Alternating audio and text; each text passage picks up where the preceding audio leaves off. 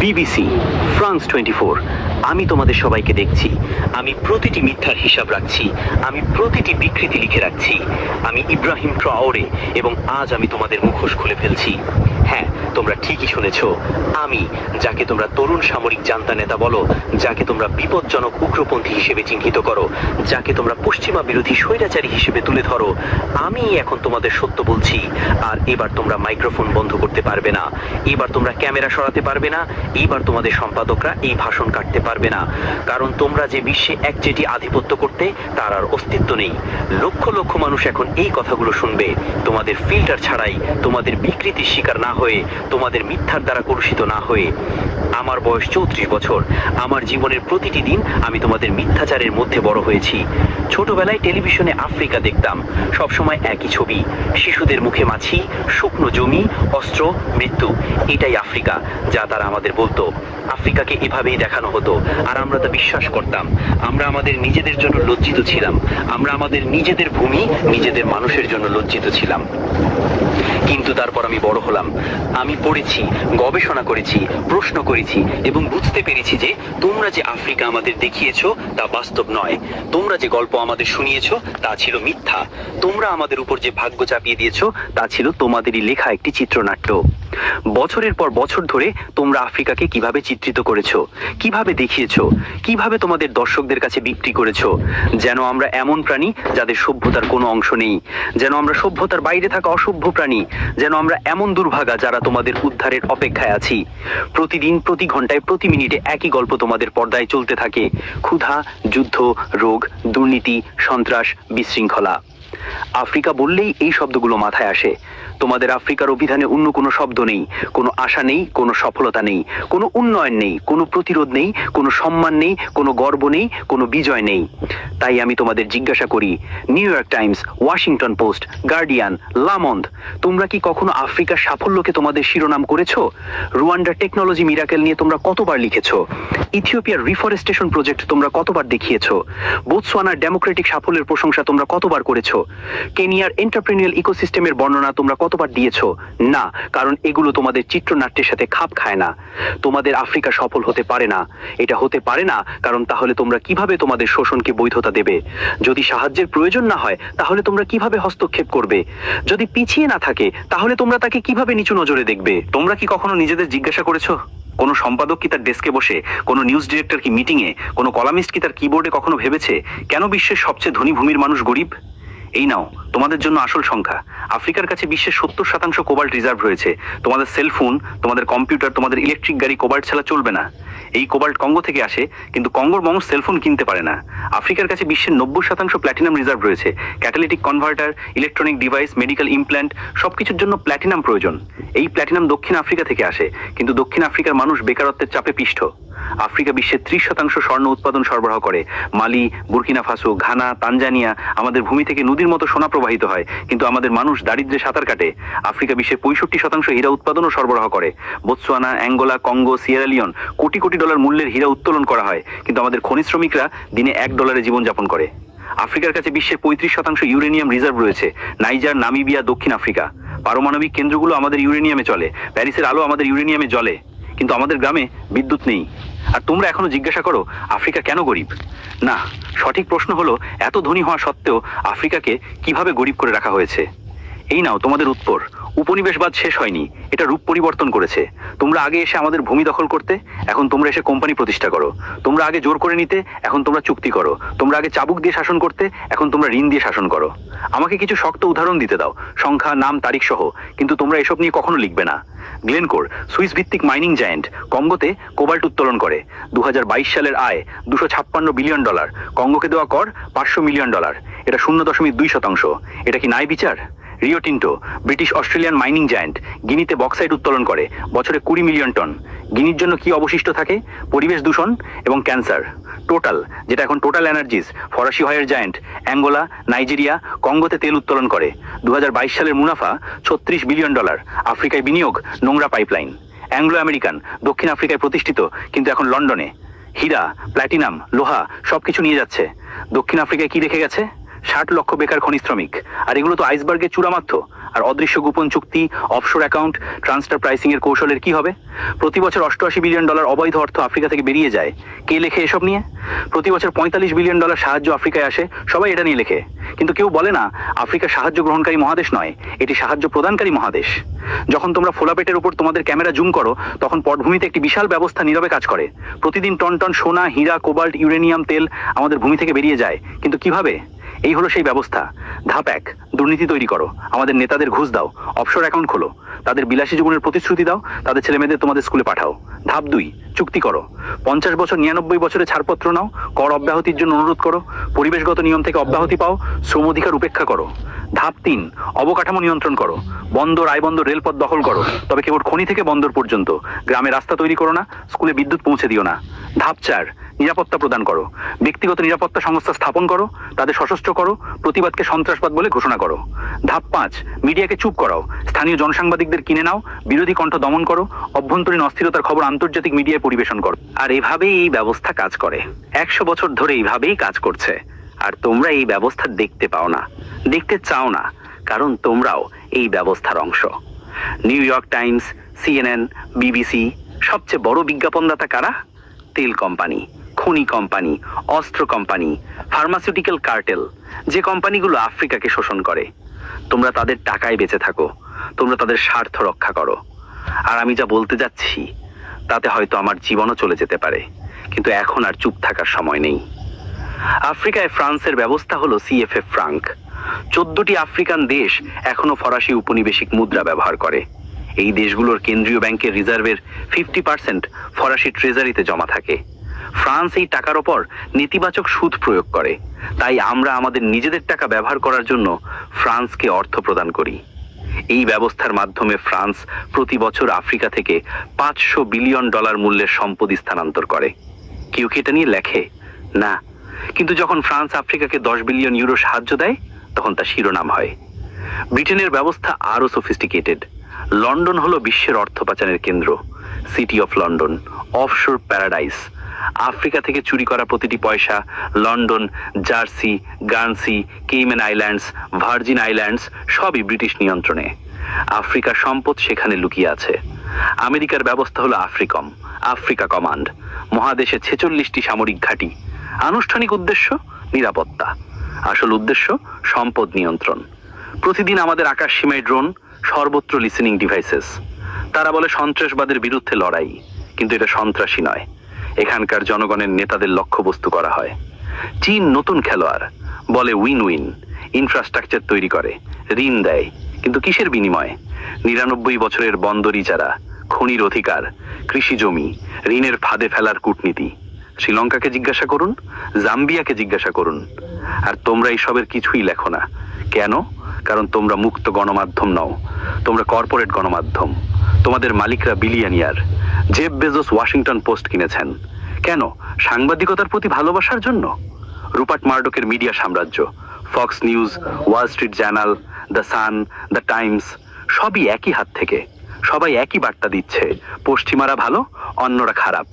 Carlos slim new York টাইমসের বৃহত্তম share holder, Mexican billionaire. তার সম্পদ কোথা থেকে এসেছে? একচেটিয়া টেলিযোগাযোগ। লাতিন আমেরিকার পিঠে চড়ে ধনী হয়েছেন। এখন আমেরিকার সবচেয়ে সম্মানিত সংবাদপত্র নিয়ন্ত্রণ করেন। আর তোমরা দাবি করো স্বাধীন সাংবাদিকতা করার। তোমাদের সম্পাদক কারা? তারা কোন স্কুল থেকে স্নাতক হয়েছে? Harvard, Yale, Oxford, Cambridge. সবসময় একই অভিজাতি স্কুল, সবসময় একই বিশ্বদৃষ্টি, সবসময় একই কুসংস্কার। তোমাদের রিপোর্টারদের কিভাবে নির্বাচন করা হয়? তোমাদের আফ্রিকা সংবাদদাতা কয়টি ভাষায় কথা বলতে পারে? ফরাসি, ইংরেজি, এটুকুই। সোয়াহিলি, হাউসা, ইউরুবা, আমহারিক তারা জানে না। তারা মানুষের সাথে কথা বলতে পারে না। তোমাদের সূত্র সবসময় একই, পশ্চিমা ডিপ্লোম্যাট, এনজিও, বিশেষজ্ঞ। আর তারপর তোমরা এসে আমাদের বক্তৃতা দাও। তারা প্যাট্রিস লুমুম্বোকে হত্যা করেছিল 12 জানুয়ারি 1961। সিআইএ এজেন্ট ল্যারি ড্যাভলিন স্বীকার করেছে বেলজিয়ামের ভাড়াটে সৈন্যরা এটা করেছিল। তারা তার দেহ অ্যাসিডে দ্রবীভূত করেছিল, তার দাঁত স্মৃতিবদ্ধ হিসেবে নিয়েছিল। 2022 সালে 61 বছর পর সেই দাঁত বেলজিয়াম থেকে তার পরিবারের কাছে ফিরিয়ে দেওয়া হয়েছিল। আর তখন তোমরা কি বলেছিলে? কঙ্গোতে বিশৃঙ্খলা। তোমরা খুনিদের সম্পর্কে জিজ্ঞাসা করনি, তোমরা সিআইএ নথি তদন্ত করনি, তোমরা বেলজিয়ামের অপরাধ সম্পর্কে লেখনি। তারা তমাস সাঙ্কারাকে হত্যা করেছিল 15 অক্টোবর 1987। আমার নায়ক, আফ্রিকার আশা 2.5 মিলিয়ন শিশুকে হাম এবং মেনিনজাইটিসের বিরুদ্ধে টিকা দিয়েছিলেন, 10 মিলিয়ন গাছ লাগিয়েছিলেন, সাক্ষরতার হার 13% থেকে 73%-এ উন্নীত করেছিলেন, নারীদের সমান অধিকার দিয়েছিলেন, এফজিএম নিষিদ্ধ করেছিলেন, দুর্নীতি শেষ করেছিলেন, মার্সিডিজ গাড়ি বিক্রি করে রেনো 5 ব্যবহার করতেন, আইএমএফ এবং ওয়ার্ল্ড ব্যাংকে প্রত্যাখ্যান করেছিলেন। আর সবচেয়ে গুরুত্বপূর্ণ কথা, তিনি বলেছিলেন আমরা আফ্রিকা ঋণ পরিশোধ করব না। আমরা সেই ঋণ করিনি, আমাদের আগের পুতুলরা করেছিল, ঔপনিবেশিকদের পক্ষে করেছিল। তখনই তাকে হত্যা করতে হবে। আর তারা তাকে হত্যা করেছিল। কি হত্যা করেছিল? তার সবচেয়ে বন্ধু ব্লেইজ কম্পারেও। কার সমর্থনে? ফ্রান্স। প্রমাণ চান? ফোক্কার্ট আর্কাইভ দেখুন। জাক ফোক্কার্ট, ফ্রান্সের আফ্রিকা বিষয়ক উপদেষ্টা। সেখানে সব লেখা আছে। আর তোমরা কি বলেছিলে? বুরকিনা ফাসোতে মাসামরিক অভ্যুত্থান। তোমরা সাঙ্কারার স্বপ্ন নিয়ে লেখনি? তোমরা তার প্রজেক্টগুলো সম্পর্কে বলনি? তোমরা তার সাফল্য দেখাওনি? তোমরা শুধু বলেছিলে আরেকজন স্বৈরাচারী মারা গেছে, মুয়াম্মার গাদ্দাফি। হ্যাঁ, তিনি একজন স্বৈরাচারী ছিলেন। হ্যাঁ, তিনি নির্মম ছিলেন। কিন্তু লিবিয়ায় তিনি কি করেছিলেন? মাথাপিছু আয় $12,000, আফ্রিকার সর্বোচ্চ, সাক্ষরতার হার 25% থেকে 87%, আয়ুষ্কাল 51 থেকে 74, বিনামূল্যে হেলথ কেয়ার, বিনামূল্যে শিক্ষা, নবজাতিদের জন্য $50,000, গৃহক্রেতাদের জন্য সুদমুক্ত ঋণ, নবজাতকের জন্য $5,000, পেট্রোল প্রতি litre 14 cent, the great man made river, মরুভূমিকে সবুজ করা সেচ প্রকল্প। আর গাদ্দাফির আসল প্রফিস ইউনাইটেড স্টেটস অফ আফ্রিকা স্বপ্ন, আফ্রিকান সেন্ট্রাল ব্যাংক প্রকল্প, African investment bank, African monetary fund. আর সবচেয়ে বেশি বিপজ্জনক, গোল্ড দিনার, ডলারে তেল বিক্রি করতে অস্বীকার করা। 20 অক্টোবর 2011 সিটতে গণপিটুনি হত্যা করা হয়। হিলারি ক্লিন্টন হেসেছিলেন। আমরা এসেছিলাম, আমরা দেখেছিলাম, সে মারা গেছে। এখন লিবিয়ার দিকে তাকান। 3টি ভিন্ন সরকার, অন্তহীন গৃহযুদ্ধ, আইএসআইএস, আল কায়দা অবাধে বিচরণ করছে, কৃতদাস বাজার বিদ্যমান। এমনকি CNN 2017-তে দেখালো তেল লুট হচ্ছে, অস্ত্রের ভান্ডার খালি করা হয়েছে, সাহেল জুড়ে ছড়িয়ে পড়েছে। তোমরা কি এটাকে গণতন্ত্র বলো? তোমরা কি এটাকে স্বাধীনতা বলো? তোমরা কি এটাকে সাফল্য বলো? আর এখন কার পালা? সাহেল, মালি, নাইজার, বুরকিনা ফাসো। তোমরা আমাদেরও লিবিয়া বানাতে চাও, তোমরা আমাদের সিরিয়া বানাতে চাও, তোমরা আমাদের ইরাক বানাতে চাও। কিন্তু এবার নয়, কারণ আমরা জেগে উঠেছি, কারণ আমরা শিখেছি, কারণ আমরা একত্রিত হয়েছি। অপারেশন বারখানে, ফ্রান্সের সাহেল অভিযান, 2013 থেকে 2022 সাল। আনুষ্ঠানিক উদ্দেশ্য সন্ত্রাসবাদের বিরুদ্ধে লড়াই, আসল উদ্দেশ্য সম্পদ নিয়ন্ত্রণ। 5100 ফরাসি সৈন্য, 1 বিলিয়ন ইউরো বার্ষিক বাজেট। ফল কি? 2013 সালে মালিতে 500 সন্ত্রাসী, 2022 সালে সাহেলে 5000+ সন্ত্রাসী, 10 গুণ বৃদ্ধি। এটা কি ধরনের সাফল্য? কিন্তু ফরাসি সৈন্যরা কি করছিল? আরেভা, ওরানের জন্য নাইজারের ইউরেনিয়াম খনি রক্ষা করছিল, টোটালের জন্য তেল পাইপলাইন সুরক্ষিত করছিল, বোলোরের জন্য বন্দর এবং রেলপথ নিয়ন্ত্রণ করছিল। আর সন্ত্রাসবাদের বিরুদ্ধে লড়াই? না, উল্টো। ফরাসি সৈন্যদের 50 কিলোমিটারের মধ্যে সন্ত্রাসীরা আসতে পারত না, কিন্তু তারা সহজেই আমাদের গ্রাম পুড়িয়ে ফেলতে পারত। কেন? কারণ বিশৃঙ্খলা তাদের উদ্দেশ্য সাধন করত। যদি বিশৃঙ্খলা থাকে, তারা নিরাপত্তার কারণে থাকতে পারত। মালিতে জাতিসংঘের শান্তিরক্ষা বাহিনী মিনুসমা, 15,000 সৈন্য, 1.2 বিলিয়ন বার্ষিক বাজেট, 10 বছর। ফলস্বরূপ 300+ জাতিসংঘ সৈন্য নিহত, হাজার হাজার বেসামরিক নাগরিক নিহত। সন্ত্রাস কমেনি, বেড়েছে। আর এখন তোমরা বলো ওয়াগনার বিপজ্জনক, রাশিয়ানরা আফ্রিকা দখল করছে। ওয়াগনার এলো, 1000 সৈন্য, 6 মাসে কি হলো? সন্ত্রাসীরা পালিয়ে গেল, গ্রামগুলো নিরাপদ, খনিগুলো কাজ করছে, মানুষ শান্তিতে আছে। পার্থক্যটা কি? ওয়াগনার হলো মিত্র, যাকে আমরা আমন্ত্রণ জানিয়েছি। ফ্রান্স হলো দখলদার, যে জোর করে এসেছে। ওয়াগনার চুক্তি অনুসরণ করে, ফ্রান্স ব্ল্যাকমেইল করে। ওয়াগনার ফল দেয়, ফ্রান্স অজুহাত তৈরি করে। কিন্তু তোমরা সত্য লেখো না। তোমরা বলো রাশিয়ান ভাড়াটে সৈন্য। আচ্ছা, ফরাসি লেজিও এত্রঞ্জের কি? তারা কি ভাড়াটে সৈন্য নয়? আমেরিকান ব্ল্যাক ওয়াটার একাডেমি কি? ব্রিটিশ G4S কি? ইসরায়েলি ব্ল্যাক কিউব কি? তারা নিরাপত্তা সংস্থা। ওয়াগনার একটি হুমকি। কেন? কারণ ওয়াগনার তোমাদের নয়। আর সন্ত্রাসবাদের বিষয়টা? কে এই সন্ত্রাস তৈরি করেছে? কে আল কায়দা প্রতিষ্ঠা করেছে? 1980-র দশকে আফগানিস্তানে CIA, পাকিস্তানের ISI, সৌদি অর্থ, সোভিয়েতদের বিরুদ্ধে। বিন লাদেন CIA লোক ছিল। তোমরা তাদের মুক্তিযোদ্ধা বলেছিলে। কারা তালেবানকে সমর্থন করেছিল? আবারও তোমরা। সোভিয়েত দখলের বিরুদ্ধে বীর মুজাহিদিন। তোমরা অস্ত্র দিয়েছো, টাকা দিয়েছো, প্রশিক্ষণ দিয়েছো, তারপর তোমরা নিয়ন্ত্রণ হারিয়েছো। আইএসআইএস কিভাবে জন্ম নিল? 2003 ইরাক আক্রমণ। তোমরা সাদ্দামকে ক্ষমতাচ্যুত করেছো, তোমরা সেনাবাহিনী ভেঙে দিয়েছো, তোমরা বাথ পার্টি নিষিদ্ধ করেছো, তোমরা আবু গারিবে নির্যাতন করেছো, আর সেই লোকগুলো আইএসএস হয়ে গেছে। তারপর সিরিয়া, তোমরা বলেছিলে আসাদকে যেতে হবে, তোমরা বলেছিলে মধ্যপন্থী বিদ্রোহী, তোমরা অস্ত্র দিয়েছো, সেই অস্ত্র আইএস এর কাছে গেছে, আল নুসরার কাছে গেছে। তোমরা লিবিয়া ধ্বংস করেছো, গাদ্দাফির অস্ত্রের ভান্ডার কারা লুট করেছে, সেই অস্ত্র কোথায় গেছে? মালি, নাইজার, বুরকিনা ফাসো, নাইজেরিয়া, চাদে। কারা বোকো হারামকে শক্তিশালী করেছে? 2009 সালে নাইজেরিয়ান পুলিশ তাদের নেতা মোহাম্মদ ইউসুফকে বিচার বহির্ভূতভাবে হত্যা করে। তোমরা কি বলেছিলে? কিছুই না। তোমাদের মানবাধিকার সংস্থাগুলো কোথায় ছিল? নীরব। তারপর প্রতিশোধ শুরু হলো, বোকো হারাম উগ্রপন্থী হয়ে উঠলো। কিন্তু তারা অস্ত্র কোথায় পেল? লিবিয়া থেকে, যে লিবিয়া তোমরা ধ্বংস করেছো। আর এখন তোমরা এসে আমাদের সন্ত্রাসবাদের বিরুদ্ধে লড়াইয়ের বক্তৃতা দিচ্ছ। তোমরা কি আমাদের তৈরি করা দানবদের পরিষ্কার করতে সাহায্য করছো? না, আমরা এখন খেলাটা ধরে ফেলেছি। সন্ত্রাস হলো তোমাদের ট্রোজান হর্স, যা তোমরা তৈরি করো, তারপর তোমরা সন্ত্রাসের অজুহাতে আসো, থাকো, শোষণ করো। কিন্তু এখন সব শেষ। আমরা আমাদের নিরাপত্তা নিজেরাই নিশ্চিত করব। আমরা আমাদের নিজস্ব পদ্ধতিতে লড়াই করব এবং আমরা জিতব। কারণ আমরা এই মাটির সন্তান, আমরা এই ভূমিকে চিনি, আমরা এই মানুষকে চিনি, আমরা সন্ত্রাসী এবং গ্রামবাসীকে আলাদা করতে পারি। আমরা তোমাদের মতো ড্রোন থেকে, স্যাটেলাইট থেকে 10,000 কিলোমিটার দূর থেকে যুদ্ধ করি না। আর আমরা জিতছি। মালি, নাইজার, বুরকিনা ফাসোতে সন্ত্রাস শেষ হচ্ছে, গ্রামগুলো নিরাপদ, মানুষ আশাবাদী। কারণ এখন আমাদের নিজস্ব সেনাবাহিনী, আমাদের নিজস্ব পুলিশ লড়ছে, বিদেশিদের জন্য নয়, জনগণের জন্য। কিন্তু তোমরা এটা হজম করতে পারছো না। তোমরা বলছো গণতান্ত্রিক পশ্চাৎপসরণ, তোমরা বলছো মানবাধিকার লঙ্ঘন। কোন গণতন্ত্র, কোন মানবাধিকার? গুয়ান্তানামোতে কতজন বিনা বিচারে আটক আছেন? আবু গারিবে কি হয়েছিল? বাগরামে তোমরা কাকে হত্যা করেছিলে? সিআইএ এর ব্ল্যাক সাইটগুলোতে তোমরা কাকে নির্যাতন করেছিলে? জুলিয়ান অ্যাসাঞ্জ কেন তোমাদের যুদ্ধ অপরাধ ফাঁস করার জন্য কারাগারে?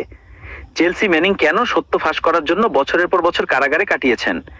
এডওয়ার্ড স্নোডেন কেন তোমরা যে সবার উপর গুপ্তচুরি করো তা প্রকাশ করার জন্য পলাতক? আর তোমরা আমাদের মানবাধিকার নিয়ে বক্তৃতা দাও? তোমাদের ড্রোন হামলায় কতজন বেসামরিক নাগরিক মারা গেছে? তোমরা বলো কোলাটারাল ড্যামেজ, আর এগিয়ে যাও। পাকিস্তান, ইয়েমেন, সোমালিয়ায় তোমরা কতগুলো বিয়ে বাড়িতে হামলা করেছো, কতগুলো স্কুল তোমরা বোমা মেরেছো, কতগুলো হাসপাতাল তোমরা পুড়িয়েছো, আর তোমরা আমাদের যুদ্ধের আইন শিখাও। দেখো, আমি যুদ্ধ থেকে এসেছি, আমি মুখোমুখি যুদ্ধের অভিজ্ঞতা জানি, আমি মৃত্যু দেখেছি, আমি আহত সৈন্যদের বহন করেছি, আমি শহীদদের মায়েদের সান্ত্বনা দিয়েছি। আর আমি তোমাদের বলছি, একজন সত্যিকারের সৈনিক তার জনগণকে রক্ষা করে, একজন সত্যিকারের সৈনিক বেসামরিক নাগরিকদের ক্ষতি করে না, একজন সত্যিকারের সৈনিক সম্মানের সাথে লড়াই করে। তোমাদের ভাড়াটে সৈন্য, তোমাদের ড্রোন পাইলট, তোমাদের বিশেষায়িত বাহিনী, তারা সৈনিক নয়, তারা হত্যাকারী। তারা 10,000 কিলোমিটার দূর থেকে বোতাম টিপে মানুষ হত্যা করে, তারপর বাড়ি গিয়ে তাদের সন্তানদের সাথে খেলে। আমরা এভাবে যুদ্ধ করি না, আমরা আমাদের শত্রুর মুখোমুখি হই, আমরা বেসামরিক নাগরিকদের রক্ষা করি, আমরা আমাদের সম্মানের সাথে যুদ্ধ করি, আমরা আমাদের সম্মানের সাথে মৃত্যুবরণ করি। আর আমরা জিতবো, কারণ ধার্মিকরা জেতে, কারণ যারা তাদের জনগণের পক্ষে লড়াই করে তারা জেতে, কারণ যারা তাদের ভূমির জন্য লড়াই করে তারা জেতে। চলো তোমাদের মিডিয়াতে ফিরে যাই। আমি জানি তোমরা কিভাবে কাজ করো। আমার কিছু বন্ধু আছে যারা এই সিস্টেমের ভেতরে কাজ করে। বিবেচ্যজনক সাংবাদিক আছেন, কিন্তু তারা চুপ থাকেন। কেন? কারণ সিস্টেম তাদের চুপ করিয়ে দেয়। যারা সত্য লেখে তাদের চাকরি চলে যায়। অনুসন্ধানী সাংবাদিকদের বাজেট কাটের কারণে ছাঁটাই করা হয়। ভিন্ন মতবাদী কলামনিস্টদের দরজা দেখিয়ে দেওয়া হয়, কারণ পাঠকের আগ্রহ কমে গেছে। আর তাদের জায়গায় কারা আসে? থিঙ্ক ট্যাঙ্ক, এনজিও, বিশ্ববিদ্যালয়ের বিশেষজ্ঞ, সবাই একই কথা বলছে, সবাই একই থিসিস রক্ষা করছে। পশ্চিম ভালো, আফ্রিকা খারাপ। তাহলে এই বিশেষজ্ঞরা কারা? তারা তাদের তহবিল কোথা থেকে পায়? National endowment for democracy, NED, American গণতন্ত্র রপ্তানিকারক, সিআইএ এর আইনি শাখা। সর্বত্র তার আঙুল। বিরোধীদের তহবিল যোগায় দেয়, মিডিয়াকে নির্দেশ দেয়, সুশীল সমাজ তৈরি করে। ওপেন সোসাইটি ফাউন্ডেশনস, জর্জ সোরোজের সংস্থা, বলে উন্মুক্ত সমাজ। কিন্তু কার জন্য উন্মুক্ত? কিসের জন্য উন্মুক্ত? শোষণের জন্য উন্মুক্ত, হস্তক্ষেপের জন্য উন্মুক্ত, কারসাজির জন্য উন্মুক্ত। Ford Foundation, Rockefeller Foundation, Bill and Melinda Gates Foundation, সবাই আফ্রিকায় সাহায্য করছে, কিন্তু বিনিময়ে তারা কি পায়? নিয়ন্ত্রণ, ডেটা, প্রভাব। আর তোমাদের মিডিয়া তাদের তুর্যবাদক। তোমরা শিরোনাম করো গেটস আফ্রিকাকে বাঁচাচ্ছেন, কিন্তু তোমরা বলো না গেটসের ভ্যাকসিন ট্রায়ালে কত আফ্রিকান শিশু প্যারালাইজড হয়েছে, মনসান্টোর বীজের কারণে কত কৃষক আত্মহত্যা করেছে। তোমরা স্টোরি বলতে ওস্তাদ, কিন্তু সবসময় একই স্টোরি, শ্বেতাঙ্গ ত্রাণকর্তা। মনে আছে live aid 1985, we are the world, আফ্রিকার জন্য দাতব্য কনসার্ট, মিলিয়ন মিলিয়ন ডলার তোলা হয়েছিল। আফ্রিকায় কি এসেছিল? দুর্নীতি বেড়েছে, নির্ভরশীলতা বেড়েছে, কিন্তু এটা তোমাদের জন্য দারুণ গল্প ছিল। বব গেলডর্ফ নায়ক হয়ে গেলেন, সঙ্গীত শিল্পীরা বিবেকজনক দেখালেন, দর্শকরা নিজেদের সম্পর্কে ভালো বোধ করলো, আফ্রিকা ক্ষুধার্তই থাকালো। মনে আছে কোনি 2012, ভাইরাল ভিডিও স্টপ জোসেফ কোনি, 100 মিলিয়ন ভিউ। ফলস্বরূপ কোনি এখনো মুক্ত, কিন্তু ভিডিও নির্মাতা ধনী হয়ে গেল। ইনভিজিবল চিলড্রেন সংস্থা মিলিয়ন মিলিয়ন ডলার সংগ্রহ করেছিল। উগান্ডায় কি এসেছিল? আমেরিকান সৈন্যরা। আর তোমরা এগুলোকে সাফল্যের গল্প হিসেবে উপস্থাপন করো। অ্যাঞ্জেলিনা জোলি, ম্যাডোনা, বোনো সবাই আফ্রিকায় ভলান্টিয়ার। তারা আসে, ছবি তুলে, শিশু দত্তক নেয়, চলে যায়। আর তোমরা বলো আফ্রিকায় আগ্রহ বেড়েছে। কি আগ্রহ? কার আগ্রহ? কিসের জন্য আগ্রহ? ম্যাডোনা মালাউই থেকে দত্তক নিয়েছেন, তোমরা শিরোনাম করেছো, কিন্তু মালাউই তো প্রতিদিন 100 শিশু ম্যালেরিয়ায় মারা যায়। তোমরা সেটা লেখনি, কারণ সে খবর বিক্রি হয় না। কোনো আফ্রিকার মুখপাত্র হয়েছেন, ইউ2 কনসার্টের মাধ্যমে বিলিয়ন বিলিয়ন ডলার তুলেছেন, কিন্তু কর ফাঁকি দেওয়ার জন্য তার কোম্পানি নেদারল্যান্ডসে সরিয়েছেন। আফ্রিকা থেকে চুরি করা টাকাও নেদারল্যান্ডসের মধ্যে দিয়ে যায়। তোমরা কি এটা নিয়ে লিখেছো? জর্জ ক্লোনি দারফুরের জন্য প্রচারণা করেছিল, বলেছিল দারফুরকে বাঁচাও। ফলস্বরূপ সুদান বিভক্ত হয়েছে, তেল দক্ষিণ সুদানে রয়ে গেছে। দক্ষিণ সুদান এখন গৃহযুদ্ধে লিপ্ত। তেল কারা পাচ্ছে? অনুমান করো।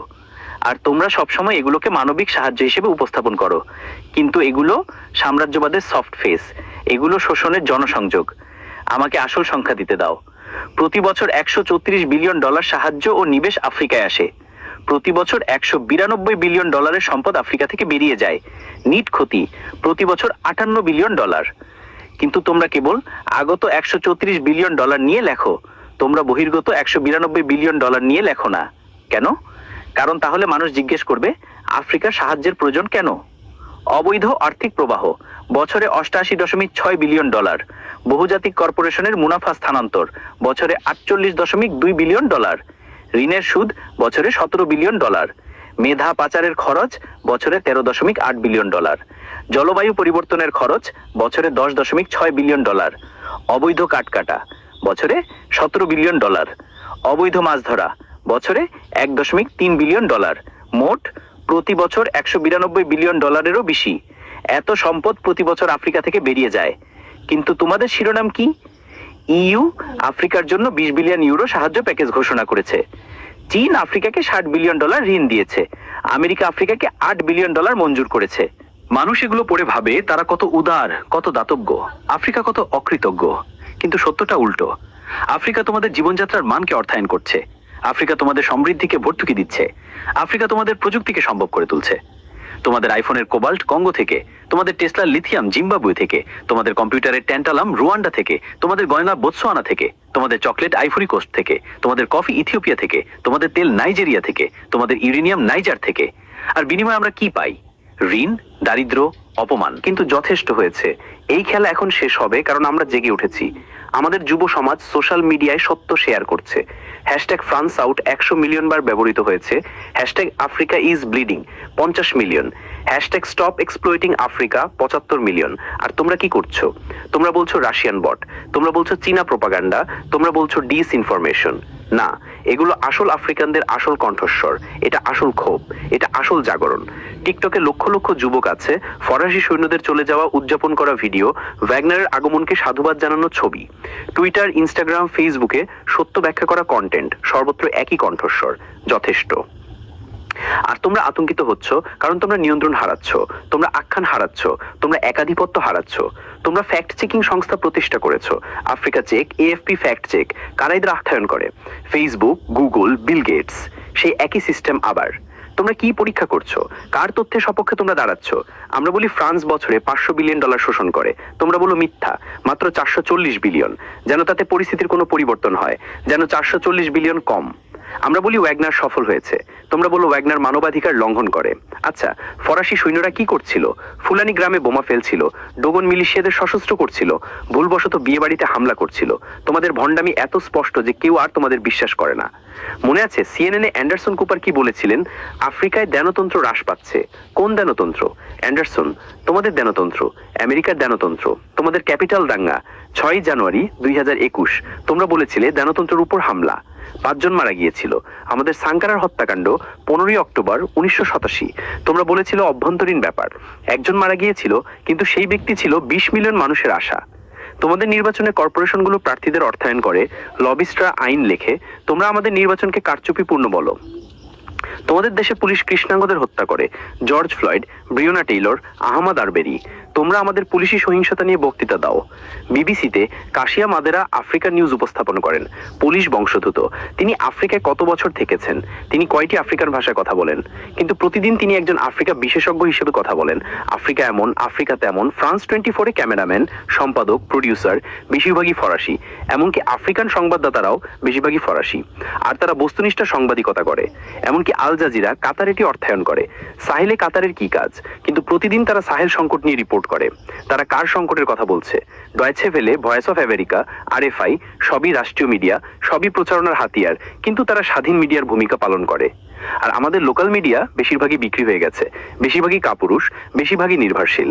বুর্কিনা ফাসোর লাপেইস পত্রিকা সম্পাদককে, তিনি কোথা থেকে শিক্ষালাভ করেছেন? তিনি তার তহবিল কোথা থেকে পান? তার বিজ্ঞাপনদাতা কারা? আমরা উত্তরগুলি জানি। সবাই একই সিস্টেমের সাথে বাঁধা, সবাই একই প্রভুর সেবা করছে। কিন্তু একটি নতুন প্রজন্ম আসছে, ব্লগার, ইউটিউবার, পডকাস্টার। তাদের কোনো ভয় নেই, তাদের কোনো প্রভু নেই। জেমস কোট্টো, নাতালি ইয়াংবে, কেমি সেবা। তাদের লক্ষ লক্ষ অনুসারী, তারা সত্য বলে, তারা সিস্টেমকে উন্মোচন করে, আর তোমরা তাদের চরমপন্থী হিসেবে চিহ্নিত করো। তোমরা তাদের টুইটার বন্ধ করার চেষ্টা করো, তোমরা তাদের ইউটিউব সীমাবদ্ধ করো, কিন্তু বৃথা। সত্যকে থামানো যায় না। তোমরা একটা চ্যানেল বন্ধ করো, 10টা খোলে। তোমরা একটা কণ্ঠস্বর চুপ করাও, 1000টা জেগে উঠে। এই তোমাদের প্রতি আমার শেষ বার্তা। তোমাদের মিথ্যাচারে শেষ হচ্ছে, তোমাদের সাম্রাজ্য ভেঙে পড়ছে, তোমাদের একাধিপত্য চূর্ণমার হচ্ছে। আর এর জায়গায় কি আসছে? সত্য, ন্যায় বিচার, স্বাধীনতা। আফ্রিকার তোমাদের গল্প নয়। আফ্রিকা নিজের গল্প লিখছে, নিজের ক্যামেরায় চিত্রগ্রহণ করছে, নিজের ভাষায় বলছে। আর এই গল্পে তোমরা নায়ক নও, ত্রাণকর্তা নও, উপকারী নও। এই গল্পে তোমরাই দোষী, উপনিবেশিক, মিথ্যাবাদী, চোর। তবে তোমাদের এখনো সুযোগ আছে। তোমরা এখনো বদলাতে পারো, তোমরা এখনো সঠিক পক্ষে দাঁড়াতে পারো। তোমাদের মধ্যে বিবেকবান সাংবাদিক আছেন, আমি জানি, আমি তাদের চিনি। আমরা কথা বলি, আমি তাদের আহ্বান জানাই। সাহস জোগাড় করো, সত্য লেখো, সিস্টেমের বিরুদ্ধে বিদ্রোহ করো। তোমাদের চাকরি চলে যেতে পারে, তোমরা বেকার হয়ে যেতে পারো, তোমাদের হুমকি দেওয়া হতে পারে, কিন্তু তোমরা ইতিহাসের সঠিক পক্ষে থাকবে। তোমরা লজ্জাহীনভাবে তোমাদের সন্তানদের মুখের দিকে তাকাতে পারবে, তোমাদের বিবেক শান্তিতে ঘুমাবে। আর আফ্রিকা তোমাদের ভুলবে না। আফ্রিকা তার বন্ধু এবং শত্রুকে মনে রাখে। এডওয়ার্ড স্নোডেনের মতো হও, জুলিয়ান অ্যাসাঞ্জের মতো হও, ড্যানিয়েল এলসবার্গের মতো হও। সত্যের পক্ষে দাঁড়াও। অথবা তোমাদের মিথ্যাচার চালিয়ে যাও, তোমাদের অন্ধত্ব চালিয়ে যাও, তোমাদের সম্পৃক্ততা চালিয়ে যাও, কিন্তু জেনে রাখো তোমাদের শেষ আসন্ন। তোমাদের দর্শক কমছে, তোমাদের বিশ্বাসযোগ্যতা ক্ষয় হচ্ছে, তোমাদের ক্ষমতা নিঃশেষ হচ্ছে। নতুন প্রজন্ম তোমাদের বিশ্বাস করে না, নতুন প্রজন্ম তোমাদের কথা শোনে না, নতুন প্রজন্ম তোমাদের প্রত্যাখ্যান করে। আর আফ্রিকা সেই নতুন প্রজন্ম হলো 60 কোটি মানুষ। 60% 25 বছরের কম বয়সী, শিক্ষিত, সংযুক্ত, ক্ষুব্ধ। তারাই আমার সেনাবাহিনী, তারাই আমার অস্ত্র, তারাই আমার বিজয়। এবং তাদের সাথে আমরা একটি নতুন বিশ্ব গড়ছি, মিথ্যাচার ছাড়া, শোষণ ছাড়া, অপমান ছাড়া। এই বিশ্বে আফ্রিকা মুক্ত হবে, আফ্রিকা শক্তিশালী হবে, আফ্রিকা নেতা হবে। আর তোমরা শুধু একটা দুঃস্বপ্ন, একটি লজ্জাজনক পাদুটিকা, একটি সতর্কমূলক উদাহরণ হিসেবে থেকে যাবে। ভবিষ্যৎ প্রজন্ম ইতিহাসের বইতে পড়বে, 21 শতাব্দীর শুরুতে কিছু মিডিয়া সংস্থা ছিল, তারা মিথ্যা বলতো, তারা শোষণের সেবা করত। তারপর আফ্রিকা জেগে উঠলো, আর তারা অদৃশ্য হয়ে গেল। এটাই তোমাদের শেষ, অনিবার্য, অপরিবর্তনীয়, নিশ্চিত। আমি ইব্রাহিম ট্রাওরে, বুর্কিনা ফাসোর নেতা নই, বরং তার সেবক। আফ্রিকা স্বৈরতান্ত্রিক নই, বরং তার সন্তান। আর তোমাদের দুঃস্বপ্ন নই, বরং তোমাদের আয়না। এই আয়নার দিকে ভালো করে তাকাও, নিজেদের দেখো, তোমাদের মিথ্যা, তোমাদের ভণ্ডামি, তোমাদের অপরাধ দেখো এবং প্রস্তুত হও, কারণ বিচারের দিন আসছে। আফ্রিকা জেগে উঠছে, বিশ্ব পরিবর্তিত হচ্ছে, ন্যায় বিচার প্রকাশিত হচ্ছে। আর তোমরা শুধু দেখবে, তোমরা আর কিছুই করতে পারবে না, কারণ ইতিহাস জনগণের পক্ষে, সত্য নিপীড়িতদের পক্ষে, সৃষ্টিকর্তা তাদের পক্ষে যারা অধ্যবসায় করে। আর আমরা অধ্যবসায় করেছি, আমরা 500 বছর ধরে অধ্যবসায় করেছি। এখন বিজয়ের সময়। তোমাদের মিথ্যাচার শেষ, তোমাদের মুখোশ খসে পড়েছে, তোমাদের খেলা শেষ। আফ্রিকা মুক্ত, আফ্রিকা শক্তিশালী, আফ্রিকা চিরবিজয়ী।